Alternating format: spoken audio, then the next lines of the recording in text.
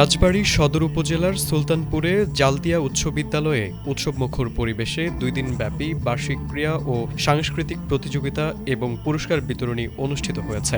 বিদ্যালয় প্রাঙ্গণে আয়োজিত এ অনুষ্ঠানে শিক্ষার্থী, শিক্ষক, অভিভাবক ও স্থানীয় গণ্যমান্য ব্যক্তিবর্গের উপস্থিতিতে অনুষ্ঠান প্রাণবন্ত হয়ে ওঠে। অনুষ্ঠানের প্রথম দিন সোমবার বিদ্যালয় মাঠে বিভিন্ন ক্রীড়া প্রতিযোগিতার আয়োজন করা হয়। বিদ্যালয়ের বিভিন্ন শ্রেণীর শিক্ষার্থীরা এসব প্রতিযোগিতায় অংশগ্রহণ করে। দৌড়, লাফ সহ নানা খেলাধুলায় শিক্ষার্থীদের উৎসাহ ও উদ্দীপনা ছিল চোখে পড়ার মতো, যা পুরো আয়োজনকে আনন্দ ঘন করে তোলে।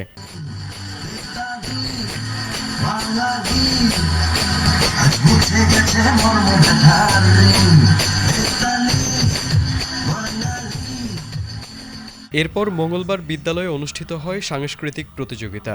গান, নাচ, আবৃত্তি ও অভিনয় সহ বিভিন্ন পরিবেশনার মাধ্যমে শিক্ষার্থীরা তাদের সৃজনশীল প্রতিভা তুলে ধরেন। প্রতিযোগিতা শেষে বিকেলে বিজয়ী শিক্ষার্থীদের হাতে পুরস্কার তুলে দেওয়া হয়। এ সময় বিদ্যালয়ের প্রতিষ্ঠাতা সভাপতি আবু মোহাম্মদ আবুল হাশিম জেহাদ মিয়া শিক্ষার্থীদের মাঝে পুরস্কার বিতরণ করেন এবং বিদ্যালয়ের 120 জন শিক্ষার্থীদের মাঝে বিশেষ উপহার প্রদান করা হয়। ঋতু সপ্তম শ্রেণী, আমাদের প্রতিষ্ঠাতা সভাপতি আবু মোহাম্মদ আবুল হাসিম জিয়াদ মিয়া স্যার।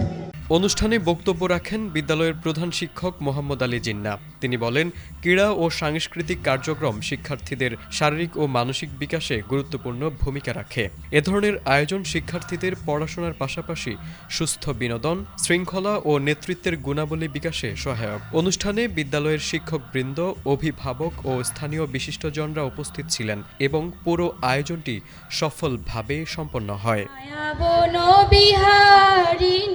তারেক আজিজ, এটিএন বাংলা।